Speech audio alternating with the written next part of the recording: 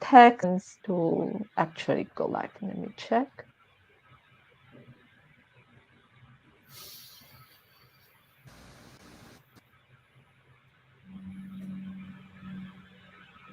All right, we are live. So good All right. evening, everyone. So if you can just and if you can just say hi in the chat, so let us know where are you joining from. I know most of you probably joining from maybe Malaysia, Hong Kong, and maybe other places in the world. So let us know.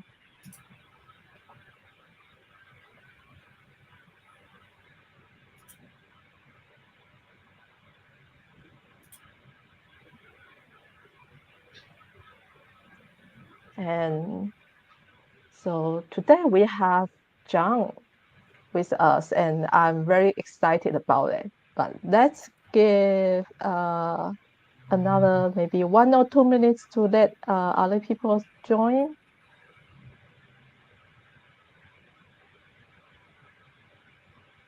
Hello, good evening, Terence.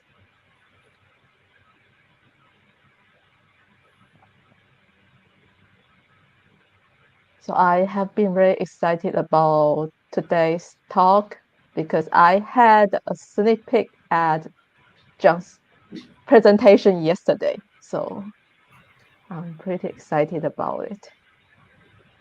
Thank you so much, Becky. Hopefully, this will be super useful. Maybe if not super useful, people can find some insight or some reference. And hi, Darren. Hello, Jade. I can see that from your comments here. Yeah, I can see people still joining, so let's maybe give everyone maybe another minute, and Yeah. I will just quickly kick off the session, and I will hand over to John because I guess everyone is just want to hear what John will share with us. Okay.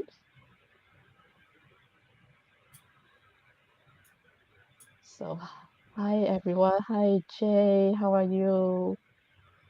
Yeah, long time no see, Jay. It has been long time. Where are you guys coming from? Jay, Jay is from Malaysia, and he is our Ah, previous student. And okay, I currently see. inviting the Jay. Jade. Okay, Thank you for joining so us. you Hopefully, you'll are find in the right something place, useful. Jay. Hopefully, you will find this section useful. You are in the right place.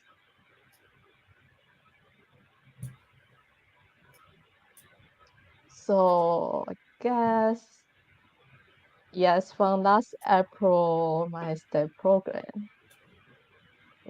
I see Mm. people still joining, but I guess we should start a session. And so, welcome everyone to today a very insightful career talk session. So, um, I think today's topic is highly requested topic from our community. So, I guess everyone is very looking forward to this session. So, and I think it's my pleasure to introduce our speaker, John. So, um, he's a recruiter from Global Health Hong Kong. So today, John will provide in a very helpful advice about looking for jobs, especially like focusing on maybe how to make a good impression of your CVs and also like job interview. And he will also share some of like tricky questions HRs like to ask, but interviewee hate it. So let's give a warm virtual welcome to John. And so maybe you can share put the emoji or put some like a message in the chat. Welcome, John.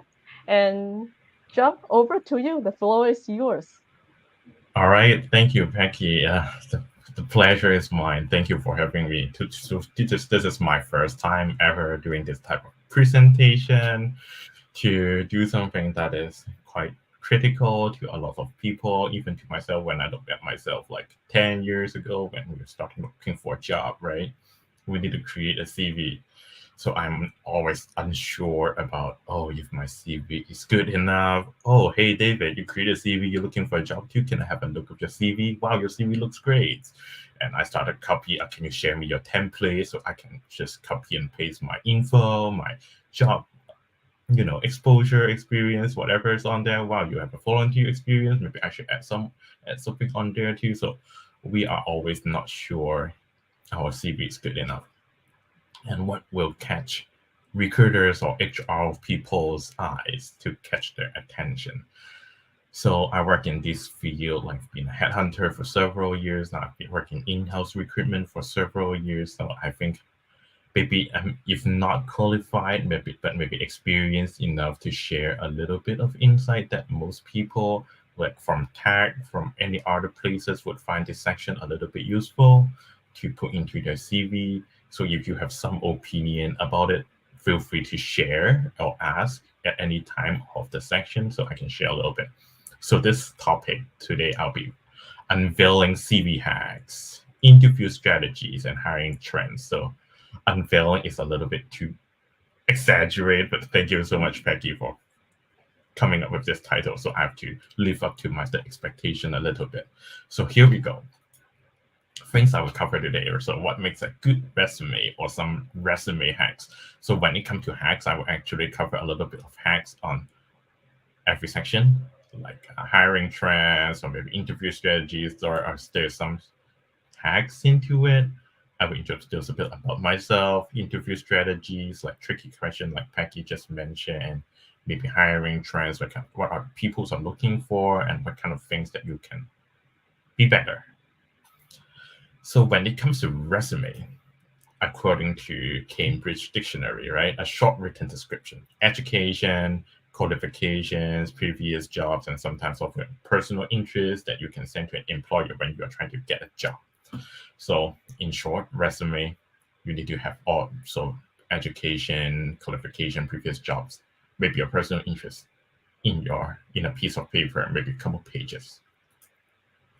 So for a format of resume, usually we will need to have our name, contact information, might not be too much, maybe an email and your phone number can do, and a link to showcase your work. This is particularly important for people like working tech industry or maybe design industry. In tech industry, you can link to your GitHub, maybe a personal website.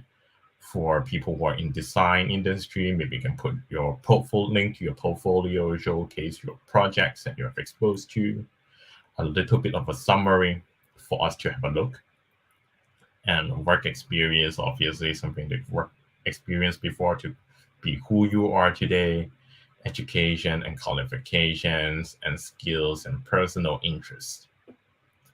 So when it comes to summary, right, this is usually what we read from at the very beginning. So we want to have some quick idea about who you are, what are we and supposed to, what are we expected to read next of your paper. So it need to be clear and concise, and maybe mostly to summarize your previous experience or skill set that is relevant about yourself or about your application. So I have read good amount of resumes, right? So there are a couple of things that I like, something that I don't like. So I have also list out some examples down here. So these two paragraphs represented two resumes that I quite like. So for example, for the first one, experience, backend software engineer, 5+ years of experience, and what kind of things that they're good at, and what kind of things that they have experience with, and what kind of things that they're looking for. For the second one, also quite similar, they have included years of experience, what kind of things that they've exposed to before, and what kind of things that they care about, what kind of things that they're good at, and then they also include what kind of programming language that they're comfortable with. So I think this is quite important in to be concise and to be able to grasp your experience in just 3-4 sentences. So the HR or the recruiter would know if this is the right fit right off the bat. So what kind of things that we don't usually like is this is considered as a summary, and but however, there are so many more than 10 bullet points. This is something that we would not like to see because we cannot find what is the most important thing inside and what makes you a strong candidate. Is it everything is strong within here or everything is not strong but average, but you have just an exposure to it? We are not sure about it. So we much prefer to get it short because usually we will spend around a minute or maybe 30 seconds on a CV. We just skim through it rather than reading word by word. Because first of all, recruiters are usually busy, and second of all, we don't you we don't understand every single word of it. We just get an idea to see if this is a good fit. So make sure that this is able to understand by HR. Both HR and the line manager would be ideal, or the interviewers would be ideal. So a little bit hacks about this, right? So in here, in every paragraph, you can see some common thing is there are some keywords that could be in the job description. So it could be designing APIs, or maybe database, or maybe the experience in programming language, Node.js and Go, or Python, Golang, and React. This kind of things could be also already in the job description. And when we have received, let's say, hundreds of CVs in weekly basis, then we can do a simple search function on our application tracking system. We can search, oh, let's say the company is looking for Node.js or maybe Go. So we can type it on there. So this kind of things will be able to show up on our system, and your CV would definitely come to our attention. So I think in short, summary, please be clear and concise, and that's and cover what you are capable to do and what kind of things that you're looking for. That's what we like to do. Secondly, work experience. There are a couple of things that we should be included. Obviously, job title, your employer, job tenure, like how long have you worked there, job scope, what kind of things that you have covered, technology use, and links to the project. I think the most tricky one is the job scope, but the others are pretty straightforward because this is already listed on your contract, or the things that you already know about that you don't need to think about too much. So when it comes to job scope, right, mention the things that's done but and achieved by you, but not the general job scope. What does it mean? Before when I have had a similar mistake to when I create my CV, I was like, oh wow, so easy when I would just copy and paste whatever that is on my job description on there, and then I can call it done. That's pretty much what I've done, right? That makes sense. Very straightforward. So this is the bad example, right?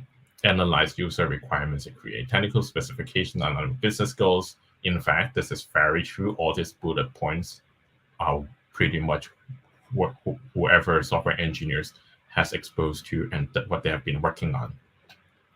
But on the other hand, this doesn't make your profile stand out because we have no idea how strong are you on this every single bullet points and what kind of things that you have achieved or what kind of things that you make your current company better. So on the other hand, what makes a good example is you have developed what kind of you can let us know what kind of project that you've done, a quick summary of what kind of things that you work on, and what kind of impacts that you have done. To have some proper number like X percent leading to a certain amount of growth in transaction volume, or maybe what kind of things that you have achieved. This is quite important for an HR or recruiter or even a line manager or interviewer to see. And when they ask you more about it, you will have one hell of story to tell them.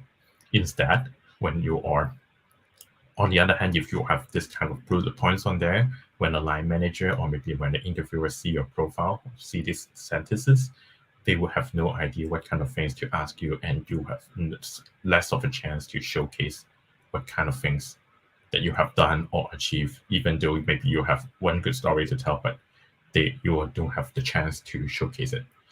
On the other hand, for bootcamp graduates, right, maybe you don't have as much experience that you can tell other people or the employer, future employer, maybe highlight the transfer skills from the previous job. For example, maybe you have a good project management skills, maybe you will have good team working skills, or maybe team management skills that you can showcase. This kind of things are very universal, and super transferable, and these kind of things that every companies are appreciate. And maybe the projects that you are working on the side, either outside of bootcamp or maybe during the bootcamp, what kind of projects that you have created, and what kind of will this be an ongoing project? What kind of impact that you have done, even though the duration is short, right? Maybe you can tell the people what kind of milestone that you have achieved and what kind of things that you are planning to work on to further refine the projects. I think this kind of things will also allow you to have some story to tell to other people. When it comes to the format of the CV, right, there are all kinds of formats. So these are like from Google images that I have copy and paste several of them. So these are like, so there is this format of this like only words and very concise, as you can see it here in one page, something in a couple page. There's this education on the left and career objective on the right and the projects on the right. This one coming with photos as well. I think all of these are pretty all right because the goal of the CV is to be clear, be concise, and easy to read is the biggest goal. And one thing that I think people can avoid or maybe try not to spend too much effort at is probably the skill set here. Because this kind of skill set, for example, usually people like to put, oh, Java, I have 4 out of 5. For TypeScript React, it would be 2 out of 5 because I'm more like a backend person. Or maybe when it comes to Python, it would be 5 out of 5. I work with Python pretty recently. Database, I'm pretty good at NoSQL, for example. But this kind of things is relative, right? When people look at your CV, for example, if you have 3 years of experience, but you are putting the Java as 4 out of 5, should I expecting that you are have super good knowledge about Java and you are already comparable yourself with other people that has 8 to 10 years of experience and maybe contributed to all different types of open source projects? So it's hard to get an idea of how good or bad you are simply by putting, oh, I have 4 out of 5, or putting a scale onto your Java onto any of the skill set that you have, because people have no idea. So instead of spending effort on those, maybe just try to figure out how to make your CV cleaner and easier to understand to different types of audiences. When it comes to hacks, right, on the CV, so I think, as I mentioned earlier, keywords is pretty important. So try to figure out what kind of keywords that people would like to see. Usually you can find those in the job description. This is what usually people are looking for, or for where HR or maybe hiring manager are looking for. It could be programming languages, it could be frameworks, it could be different types of tools or methodologies, agile, scrums, etc. So you can figure out what kind of things that you've used before and try to put it on there. Another hacks is pretty important, maybe not hacks, is to research your target company to make your resume relevant. For example, if you are looking for a banking job, can you maybe to integrate something that into your CV that saying you are very detail oriented, that you are care a lot about teamwork or maybe across different functions. This is what they are looking for, even though these are pretty universal. And maybe when you try to look into different industry, maybe a crypto company that you are applying to, are you trying to, do you have any other previous crypto project experience that you would like to highlight and make sure that it's visible to those audiences? Or on the other hand, if you're looking for an NGO, right, do you have any like volunteer experience before, even though this is not super relevant to the position that you are interviewing with, but when they see that the goals that the person that you are aligns with their company goals. And readability, that's I just always been mentioning for the last couple pages. I think the consistent font size is very important because, for example, when you see it from the format here, you can see, oh, the profile, the employment history, education, they are on inconsistent font size. And all these are inconsistent font size too. So this is quite common sense, but a lot of people might overlook. And using, on the other hand, maybe use serif and sans serif font style to differentiate section. It could be a serif maybe put in your education and sans serif to put in your years of the coursework that you have taken, or maybe serif as a job and sans serif with the type of job scope that you have worked with before, so we can easily understand and relate it to what kind of things that you are referring to.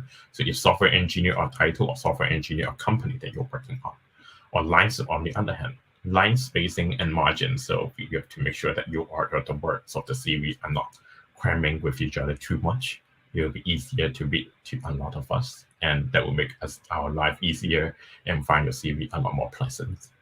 And keep it simple and professional, because this type of CV, it will go through a lot of people within the company, no matter from HRs, again, from different interviewers, maybe some of them to the C level. They can look at your CV and they would like to make sure that they know that what kind of things that you're working on, no matter where you're coming from. So this is quite some of the hacks that everyone should think twice when it comes to the CV. So a little bit about myself, right? So Peggy had introduced a little bit about myself, but Peggy is kind enough to let me to spend some time to introduce myself a little bit. Allow me to introduce myself a little bit. So I graduated in 2012, so a while back. I have a degree in psychology because I thought I would like to listen to people, speak with people to understand their thoughts. So psychology sounds like pretty cool, right? And I also minored in this, but after when I took a psychology degree, I realized this is super biology related and this is so out of my expectation. And I chose to do something other than psychology. So I chose to minor in business in my university as well. And I found myself absolutely love it. I took my accounting class, I took my sales and marketing class, I took my finance class. I decided to go for a business job after I graduated instead of pursuing a graduate degree in clinical psychology, things like that. So after I graduate, I try to look for financial analyst job, marketing job. When they look at my psychology degree, for most of the HR or the recruiter, they definitely thought that I'm joking, right? I probably should look for a psychology related job rather than a business job. It took me a while to look for a marketing intern to get myself in ahead or find out myself a stepping stone. At least I'm in the business industry. So after I worked a while, I figure out that I can get into a different sales job. I get into a sales manager, assistant sales manager job in the States to sell broken iPhones, broken smartphones, different devices to China and negotiate price with them, finding new accounts and build good relationship with them and generate revenue to the company. That was a pretty good time and fun time. And afterward, after a year, I decided to come back to Hong Kong to stay with my family, stay closer with my family, and I tried to look for a job again. So what kind of things that I like to work for? Maybe I like to sales. I would like to be a sales. I like to work with different types of products. And I feel like headhunter sounds pretty cool, right? That's a lot of people are curious about. Maybe this could be another day of a presentation to talk about the life as a headhunter. So when it comes to that, I can get exposed to a lot of people, talk with different people, maybe inspire myself a little bit too. So I gain different exposure to insurance industry, to IT industry, and talk about different types of. I can get in touch with different types of CVs. That's when I start taking a look at different CVs.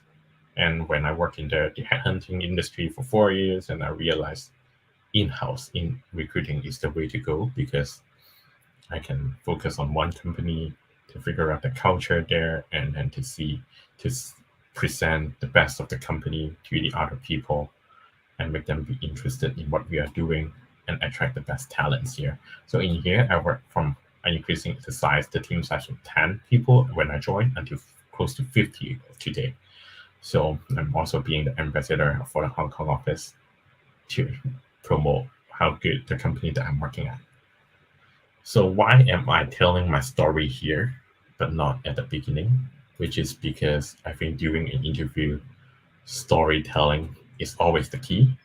No matter what kind of questions that people are asking you, maybe not about except the salary part, right? Um, Storytelling is always applicable to every questions that people ask you. And have a good presentation, have a good framework, usually helps life easier for yourself and able to impress the interviewer by a lot. Because I'm pretty sure that a lot of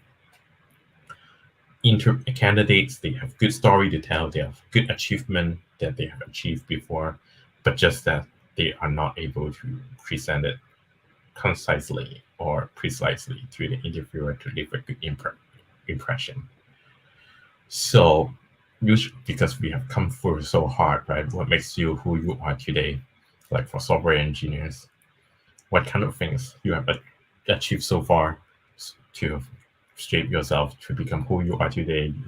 You can share all these to the interviewer, like myself just did, to let them know that what kind of person that you've grown into, what kind of things that you are looking for when in your future career, and that could inspire the recruiters as well. Maybe on the other hand, for the bootcamps graduates, what kind of things that make you decide to take a leap of faith? Maybe in the previous year, you are being a tour guide, you are being a pilot. What kind of things that triggers you to take a bootcamp, to take a career change? Now, would like to be a software engineer. And usually, what recruiters or lots of people would care about it, right? As a bootcamp graduate, that you have taken 3 months or 6 months intensive course, what kind of things that you're planning to work towards to in the future? What can you do to make yourself better? That's a lot of people would care about. So make sure that you have something good to share along with the interview process. So Peggy has also taken a snippet about my slides, right? When it comes to behavioral questions. HR, for some reason, they like to ask different types of questions, but all of them are falling into several categories. The first of them is challenges. It could be, hey Tom, when it comes to showcase me a time when you have a tight timeline, or how do you achieve something? How do you manage it? Or when give me an example that you've had conflict with your colleagues, how do you solve it? Tell me an example that you've taken the lead before or adapt to change, identify a problem. Usually people have had difficulties when it comes to coming up with this type of questions because they're not sure how to say it. But I think as long as you have some example prepared ahead on some maybe one or two of your job experience before by using STAR method, by having a framework, it will be a lot more easier. For example, you can when you can have a situation, you can have task, action, and result. We can have one quick example, right? For example, when you have a tight timeline, so there's a situation that my manager asked me to do something on top of what I've been doing already, and which is about I need to give them a salary benchmark for our software engineer in the company, and they have to be done in a week. So not too many times that I can work on it because we have to be super accurate. And what kind of the things that I need to do is to prioritize different types of stuff. And maybe I can use 1 to 2 more days to work on the things that is important on my hand, and to adjust my further timeline on the other things, on the other projects that is not as important, and focusing on this first by talking to different types of parties, or maybe talking to different types of HRs or compensation department, or talking to outside candidates to see what kind of things is a fair market rate, and then to further present it to my manager. And the result that we can achieve is to further align with our goal of make sure that we are paying fairly to our software engineer, things like that. Or this could be also applied to the conflict or maybe taking lead. So following star framework is you cannot go wrong usually with this kind of strategy. Other than challenges, what else HR could ask you? Why us? Why do you interested in Clover? Why do you interested in different types of company? Why do you interested in us? What makes you applying us? This is usually quite common. What we are trying to see here is you are not trying to randomly shooting your CVs into different types of position, even though you might actually are. So if before the interview, I would suggest that you try to understand the company a little bit more thorough. It could be the values, the mission, the culture, the team, this type of things that you can research it pretty easy on maybe the company website about us, what kind of things that we care, and what maybe on the team. what kind of things, what kind of people that you could potentially be working with on LinkedIn, and then you can share a little bit with the HR or the recruiter to tell them, hey, I'm interested in your company is because the values or the mission that aligns with my values as well. And I've worked in similar industry before and I absolutely love it. And I would like to keep working on this on my next future career. That is super important. That you make them know that you actually care, but not like, oh, I'm not sure what I'm interviewing with. Can you give me a quick intro about your company? So this could turn off the HR or the interviewer a little bit and tell them that you are applying there for a reason. There are a lot of company out there, but I choose your company, not just like any other company. I take your company seriously, which is what they would like to hear about. Other than why us, what kind of things that we can ask, right? Strength and weaknesses. This is also something that we like to ask. Usually, we like to hear more about the strengths and weaknesses. Is something that what kind of things that you've learned before and how to improve it. So again, try to understand the company, like the values and the culture. Maybe the company's values is like be open-minded, maybe to be more showing empathy, maybe teamwork, this type of things that you can showcase a little bit. So when it comes to open mind, maybe you can tell them, oh, I'm already very receptive to people's idea, and I think this is my strength that helps me to improve. Maybe when it comes to weaknesses, you can tell them, oh, I'm usually this type of person that I care a lot about other people's performance or how the other people are looking at me and my performance, so that will get myself a little bit nervous. And then after certain incidents, that makes me myself improve a little bit, and I'm just focusing on the work, how to deliver things. You can first follow the STAR framework that we mentioned a little bit earlier to get through this type of easy questions easier. So interview strategies, right? I think the most important thing is to know about the company that you are interviewing by going through the company's webpage, business models, how do they make money, what kind of companies that they are, and then to know what kind of roles that you are playing in the big company. And you can also research a little bit about companies review on Glassdoor to see if they are the right company for you, and to see if you are actually interested in company, providing, assuming you have different types of interviews on your interview with company at the same time, you might want to prioritize to stack rank these companies a little bit. Maybe you can also go to LinkedIn page, the company page, the potential teammates that you will work with, the interviewers to know about their background, maybe to know about some commonality. Who knows? Maybe you are coming from the same university as them. Maybe you can also look at the earnings report if they are already a public company to know in depth about what kind of things that they are looking for, what kind of matrix that they are looking for to be successful, and then to see what kind of things that you can be better, or what kind of things that you can help with right away, right off the bat when you join, and you can share this type of things with the line manager. 100% they will be very impressed with the things that you're discussing with them when they are asking you, oh, do you have any questions about us? On the other hand, not only they are trying to interview you to see if you are the right candidate for them, you are also the one interviewing the company to make sure that they are the right company for you. Because not a lot of people are more focusing on, oh, do they like me? Do they care about me? Did I just say something silly to them that they think I am not the right fit? You should also focusing on this type of things on the interviewer as well, to know about, oh, are they indicating that they have a very busy culture that I might not want to work with? Or do you think if the interviewers are too intimidated during the interview process that you wouldn't want, you do not really appreciate about, which, because at the end of the day there is a chance that you are going to work with the interviewers and you want to see them as your day-to-day teammates. This is very important as well. So please think about all this during the interview. That will also make yourself feel less nervous and to take a step back from being a candidate, but you are also an interviewer to the company. So after the interview strategies, I'd like to share a little bit about the hiring trend recently. So this year, for the last couple of years, you can see the industry, especially in tech, they have been growing a lot because during COVID, lots of people are working from home. There are a lot more demands when it comes to the IT side, or maybe software side, web application side, or cloud side, security side. Lots of companies are pumping a lot more money into it to scale themselves to make sure that they are stay out ahead of the game.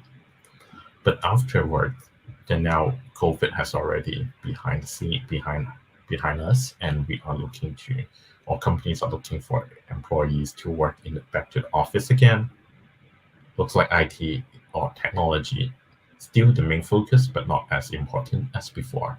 So, on us, based on our observation, it has proven to be more challenging than ever.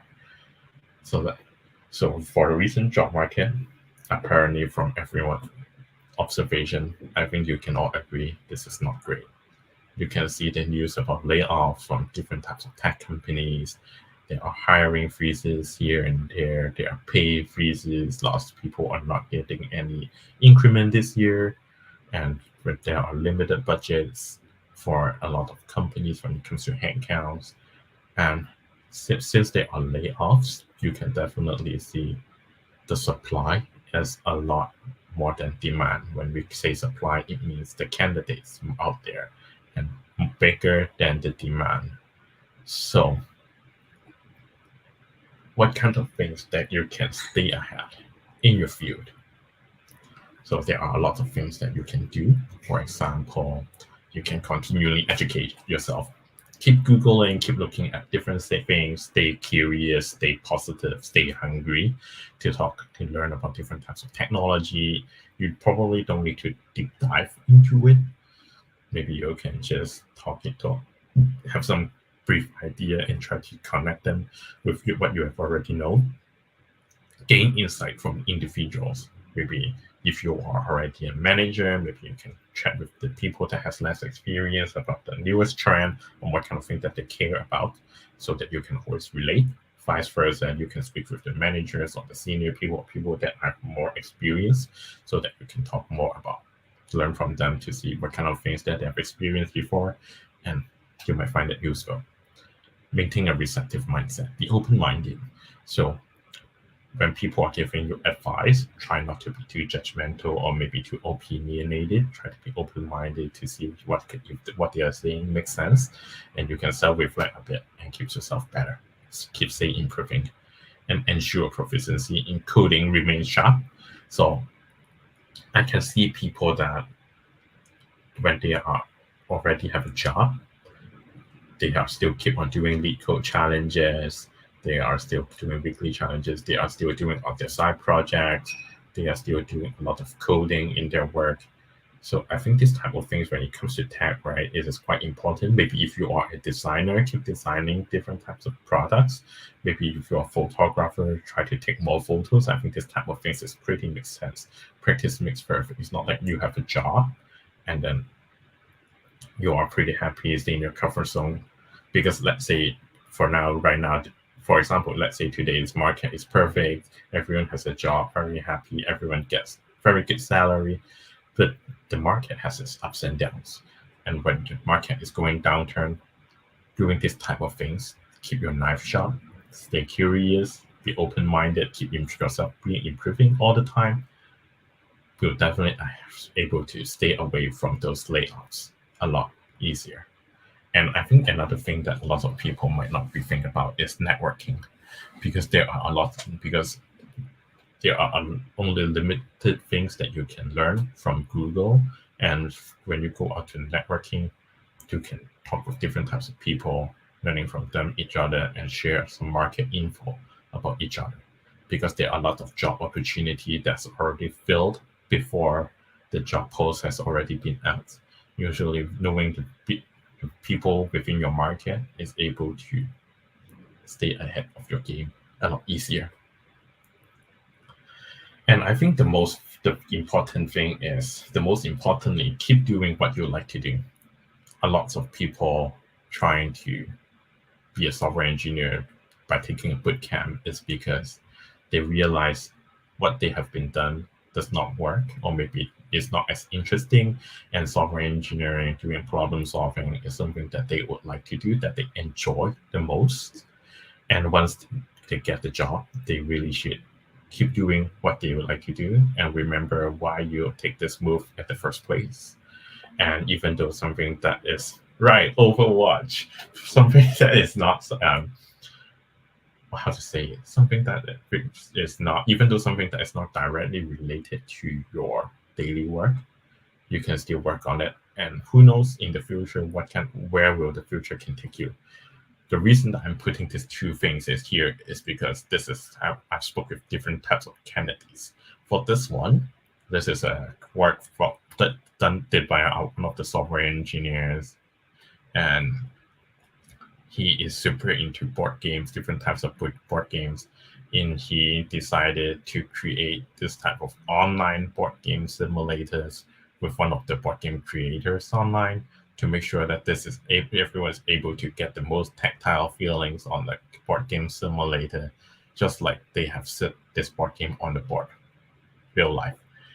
And for the Overwatch, a lot of people will find it interesting is because Overwatch is pretty common. Lots of people love to play this game daily or maybe hourly, obsessive about this game. So this is one of the projects done by one of my candidates, one of my network friends now. He has been done this in efficiency analysis, like where to move or how does the team move to get the most efficient gameplay strategy. So I think this type of things, even though this is not day to day related to your job, this cannot lead to your promotion right away. But having this type of thing stated on your CV or stated on your GitHub will definitely catch a lot more attention, and eventually you would not know where this kind of project will land you to your next opportunity. So keep doing what you like to do, even though they don't sound familiar or directly related to what you're currently doing. It's still worth to do.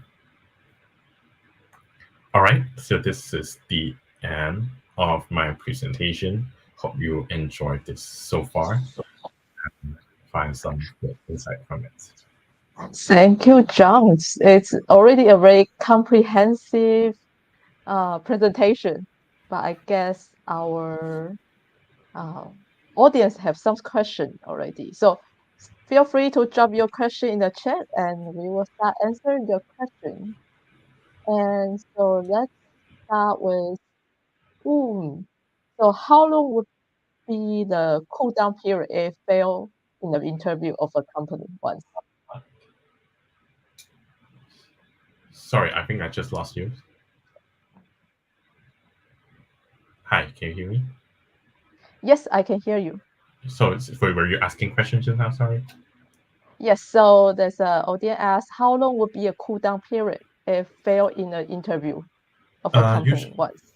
I think it depends on the company's policy. Usually, when you are unfortunately failed the interview, maybe I think you can definitely reach out to them maybe 1 or 2 years, maybe after 1 or 2 years. Mostly it's because 1 or 2 years able to give the company to see how well that you have improved after several after a year or two, or how did you progress compared with a year or two before. Okay, thank you. And so we have a question from Brian. So he asked, when pivoting careers, how do we highlight transferable skills to fit the job description of the role we are applying for? I think this is pretty very good question and also very tricky because right off the bat, maybe from the HR perspective, and they are seeing, oh, you are not from tech. Okay, next one. That makes sense, right? Because it could be because of the managers are looking for more experienced people, and unfortunately, for the bootcamp graduates might not be the most applicable. But at this point, I think you would definitely like to highlight the transferable skills like project management or maybe cross-function communication, able to do concise communications or to negotiate with the right solution. I think this type of things, cross function, is definitely something that you would like to put on there. At the same time, I think maybe comfortable to work across time zones is something that you would like to say that on there on your CV, because this type of skill set is pretty common to a lot of tech companies. On the other hand, not every engineer has this type of expertise. And how to highlight this kind of skill set on there is could be you can put those onto the summary, and then you can definitely able to catch that, and the interviewers is definitely able to catch that and able to ask further on this kind of things. And please don't forget to include the projects that you have exposed to and that you are currently working on, that will make your CV a lot more um, relevant. Thank you, Brian. Okay, thank you. And hope that answer your question, Brian. And the next question from Jay. How do I answer if the interviewer asks a specific programming language that I'm not familiar with? So I think it's not just about the programming language, it's any other question. Like if like let's say interviewer asks questions like do you know how to use maybe some software or anything or any skill that but we don't know but we are not familiar with the the Yeah, tool or like the language. How should we answer? I think this is also a very good question, right? There are two ways to get through this. I think the first one is when you, before the interview process, usually the JD would talk about what kind of tools that they use, or maybe you can go to Glassdoor to see what kind of tools that they use, or maybe the LinkedIn, the candidate's website, or different current colleagues, what they are working on, or the tools that they have used. Maybe you can do a little bit of research on those. That's why the HR asked it. Do you know this programming language or the tools, right? And you can do a little bit of research. You can get some brief idea about what kind how does that relate to your previous programming language or previous tools that you have worked with.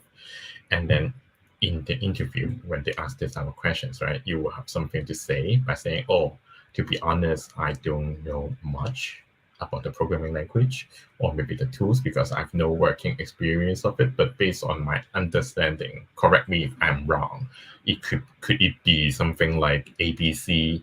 So this kind of things were able to let the interviewer know that you have done your homework and you have some common sense, is able to relate it what your previous experience into new technology or the new knowledge that you are a quick learner. And at the same time, you will also show some humbleness and humility, right? Because you definitely don't want to force yourself to say something that you do not know what you are talking about. That will mostly make the situation worse. Hopefully, I answer your question, Mhm. Jay. Yeah, and I actually have a follow-up questions from my side. So that Yeah, yeah, according to your answer, John. So when interviewer asks the question, I believe they already kind of scan the candidate CV, so they probably already have an idea if they know the tool or not. So if the interviewer still asks the question, like he probably know like he or she doesn't know about the programming language or the tool, but is it they just want to know how you going to respond to the questions. I think it could be the case because not everyone will put everything onto their CV. But if you put everything on your CV, that will make the CV without a focus. So they would like to give it a chance to see because Oh. sometimes this kind of things might not be what's a must have. But if you know this kind of things could be a good to have to the company that they could highlight to the hiring manager and maybe to see that how well do you respond to this type of questions. Because when you're going to a new job, it's always a uncomfortable zone, Hmm. and to see how do you respond to this kind of things under the interview setting would definitely help to see to get an idea how do you get exposed to new things, how do you react to it. Okay, And thank you. thank you, Jay, too. Thank you for answering that. Thanks Yeah, for your and feedback. we have another question from Okma. Hi, Okma. And how about the programming language we just learned but doesn't have any professional project yet? Like, so if like it's, I think it's probably like we say on CV, okay, I know this programming language, but let's say we don't like really say, okay, we are like a beginner or something or the really advanced. So it can like happen like interviewers going to ask you something about it, but we actually don't have a really maybe concrete skill. I would say depends on how comfortable you are. Maybe so. My advice would be if you are putting that programming language onto your CV, make sure that you have something more or less concrete to say on that area, but don't force yourself to put it on there just for the sake of attracting the recruiter to interviewing you. So maybe when you are, if you really would like to do it, make sure that you are able to do some study or try to work on something, even though you don't have a real project to showcase that, so that you will know how does the programming language work, how does it differ with the programming language that you are working before. Even though you don't have a professional project, you can still describe it to the interviewer by saying, I know the differences, I know the pros and cons. So even though I don't have the working knowledge about it, I'm pretty sure and confident that I'm able to pick this up rather quickly. So this will also give the confidence of the interviewers, even though that this is might not be your strongest suit at the moment. But but to give them confidence that you can pick it up pretty quickly. Hope that I can answer your question, Akmal. Okay, thank you. So yeah, Okuma, understandable. Okay, and another question from Jay. So what type of person does a hiring manager prefer to hire a candidate? Do they focus more on skill sets than meet job or the personal skill, like soft skill, like maybe like personality or like working attitude, etc. To be honest, this is everything combined. This is really the case, right? If you have all the skills, if you are an expertise in the area, you're very good at it, you are the best in the company that you are applying to, you know that you will be the best. However, you are not able to work with anyone. You see other people who are not as smart as you don't want to work with them. People are giving you suggestions and you just don't take those suggestions. What kind of things that you can achieve in the very next company, right? I assume you'll be very little, even though you are super good at what you know about. And but if you only have soft skills and maybe the working attitude, or maybe if you also have good work attitude and soft skills, but you do not have the skill set, I'm pretty sure that it also takes time. It will make them reconsider that your capability, right? Because they are looking for a certain level of technical knowledge in order to get qualified to work on this job. But I do think that personal soft skills and working attitude is very, very important, because if you have a good working attitude, then you are pretty sure people can tell that you will able to take the work seriously. You can pick up the work even after work to get yourself being better. If you have this kind of attitude, you will already have the technical skills prepared for this job. The- So this kind of things goes hand in hand, right? It cannot be like, oh, you have a very good skill set, but you don't have a good working attitude. Usually, if you have a good working attitude, you will have a good skill set. So, and the soft skills will also come together. So it's hard to have, oh, I have a very good skill set, but don't have any good working attitude. So hiring manager definitely prefer to hire people that have all of this.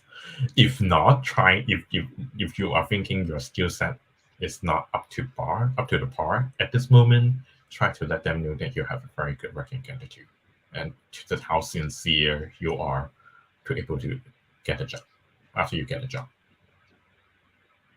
Hope that answers your question, Jay. Okay. Okay, thank you, John. And I hope that answer your question, Jay. And we have another questions coming up. So Shami got a PhD degree and decide to do career shift to data scientist. So so I have no experience in data related industry. So I found that my CV has been rejected. And so I'm too overqualified for the entry position, but underqualified for the senior position. So how to tackle the issue? Oh, first of all, thank you for answering that. Thank you for giving me feedback, Jay. Hopefully that you'll find this useful. And on the other hand, Xiaomi, I'm very sorry to hear that. This is very common.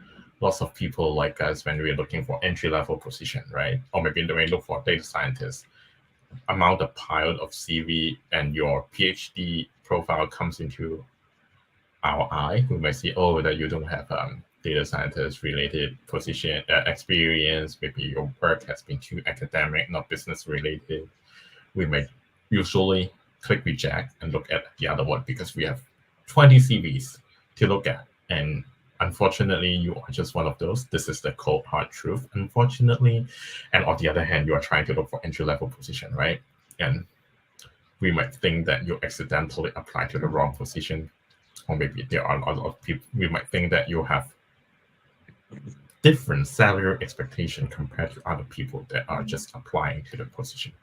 This could be tough for you and very difficult situation. That's why I'm saying I'm sorry to hear. Hopefully in the future you can get something better. But for now, I think the strategy is not only trying to apply to the position, keep applying, keep resilient, not keep trying to do something, so maybe apply 1 to 2 positions every day at the same time. Try to do some networking. I think this is very important. And try to, if I'm not sure if your place allowed you to have a lot of networking. If it is allowed, to try to go to as much networking or data science or data related conferences or maybe meetup groups as possible. Talk with people, talk about your concern, talk about the work that you have done before, maybe how that can be related to real life and maybe to related to business setting to create some value right away. This could be one. On the other hand, that you can also try to connect with the company that you are interested with, like the line manager or maybe the data science manager, connect with them to express your concern, or maybe try to maybe not express your concern right away, maybe just try to connect to talk about the industry, know about the company better, and started to express your concern a little bit to see how do they think about it. And maybe if they understand the work that you do, maybe they can ask you to go for talk further about your work, and then it could be land an interview in the future. So of course, it's not able to just connect to one and magic happens, then you have a job. Same as applying to different jobs, right? You need to keep connecting. Maybe this manager might not have an opportunity right now. Maybe they will be like, oh, hey, actually, I have a friend on my connection that's also looking for someone, a junior data scientist, then they prefer a PhD. You never know. So good luck, Sayami. This is, again, as I presented, a very tough market right now. A lot of people are struggling. A lot of people are under despair. But there's no despair. Stay tough, stay strong. I hope that you will see the end of the tunnel very, very soon. Wish you the best of luck. Thank you, John, for your answering and Shami, and I hope that helps you a bit. I know it might be a bit stressful at the Yes, moment. super stressful. Yeah, yeah, but I hope that help you a bit. So agree that's what I did when I got rejected from the interview. Okay. We are just 1 minute to the top of the hour, so just please drop any question you have. And I just want to highlight something I just noticed because I think John not just mentioned networking one time during the session, so I assume this is very important. So it doesn't matter if you already got a full-time job, or if, of course, if you haven't have got a full-time job, just keep networking, expand your network, and try to maybe explore different things. And one thing I'd like to highlight, right? Usually, networking event is also quite tough. It's quite an art, in my opinion. So when you have the courage, all right, I need to do a networking, let's do it. You click the button, you decide to attend. When you go to the networking itself, usually you do not know anyone. Yeah. Everyone just chatting within the circle. You're just standing aside, not sure how to blend in. This is quite an awkward situation. It's just like you go to a college party that you don't know anyone. You're just holding your cup but not Yes. sure who to speak with. This is super tough and awkward. At this moment, we just need to be courage, be brave, and jump. Maybe not jump. Maybe try to gradually blend into the conversation. Maybe find some random people and ask, "Hey, I'm John. What's your name and what makes you here? And what do you do here? What do you want to get out from this networking event?" Maybe try to find some commonality in between, and then we can get the Mhm. conversation flow. Since two of you already a group, there might be more people jumping in, and they are also trying to be brave. And everyone is brave together. That will form a little circle, and they'll make the conversation flow a lot easier. And that's how networking starts. So you already brave enough to go to a networking event. So why not be brave one more time to start a conversation? I'm sure every one of you can do it. If I can do it, you all can do it. So yes, Sayami, you're welcome. Hopefully you can do it. I wish you the best of luck. You can do Yeah. a PhD. You can get a job too. Yeah, Just I believe so. I think that the people who had PhD, they all have the courage to do that. Very brave. exactly. Uh, yeah. So we are just 2 minutes over the top of hour. So I don't see any question coming out. I just put a survey link in the chat. So I would really love to hear your feedback about our session, and also what would you like to hear in our future session, what kind of topics, and just trying to um, find the speakers for you. And thank you, John, for really.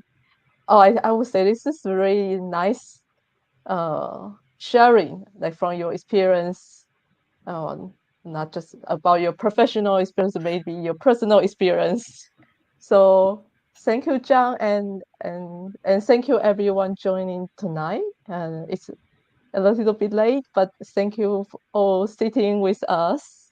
And maybe you can uh, share a bit your thank you in the chat to John. So thank you, John, like spend 1 hour with us and share like very nice experience and advice, hacks, tips with all of us. The pleasure And is thank mine. you, everyone. Thank you so much for joining. Hope that you learned something from it. And Thank good luck. Thank you, everyone. Have a nice evening. Bye.